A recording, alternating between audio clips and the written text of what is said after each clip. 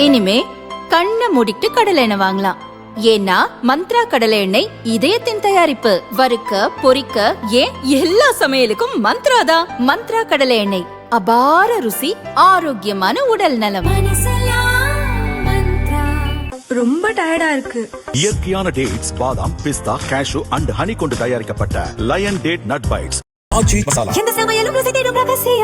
ரூபாய். கோவை மாவட்டத்தில் காங்கிரஸ் கட்சிக்கு கவுண்டம்பாளையம், சிங்காநல்லூர் தொகுதிகள் ஒதுக்கப்பட்டன. சிங்காநல்லூர் தொகுதியில் ஸ்ரீநிதி, கவுண்டம்பாளையம் தொகுதிக்கு சூரிய பிரகாஷ் வேட்பாளர்களாக அறிவிக்கப்பட்டனர். முன்னாள் மத்திய அமைச்சரும் காங்கிரஸ் மூத்த தலைவருமான சிதம்பரம் செவ்வாயன்று மதியம் கோவை ஏர்போர்ட் வந்தார். மாலை கோவை தெற்கு மற்றும் சூலூர் தொகுதிகளில் பிரச்சாரம் செய்தார். இரவு ஈரோட்டில் பிரச்சாரம் செய்தார்.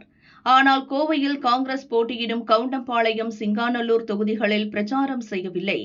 திமுக சார்பில் விடுக்கப்பட்ட அழைப்பு என்பதாலும், கோவையில் தன்னுடைய ஆதரவாளர்களுக்கு சீட் வழங்கவில்லை என்பதாலும் அவர் பிரச்சாரம் செய்யவில்லை என்றனர் கட்சியினர்.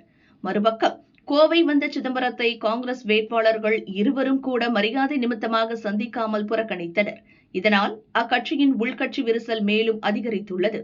இதுகுறித்து காங்கிரஸ் நிர்வாகிகள் கூறுகையில், கோவை வந்த சிதம்பரத்தை கட்சி நிர்வாகிகள் ஏர்போர்ட்டிலும் வரவேற்கவில்லை. ஓட்டலில் மதியம் 3 முதல் 4:30 மணி வரை தங்கியிருந்தும் சந்திக்கவில்லை.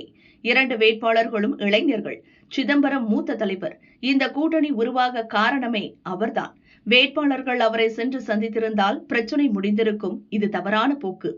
அவர் இங்கிருந்து புறப்படுவதற்குள் வேட்பாளர்கள் சந்தித்தால், வேட்பாளர்கள் மீது அதிருப்தியில் உள்ள சீனியர்கள் தேர்தல் பணி செய்ய வாய்ப்புள்ளது.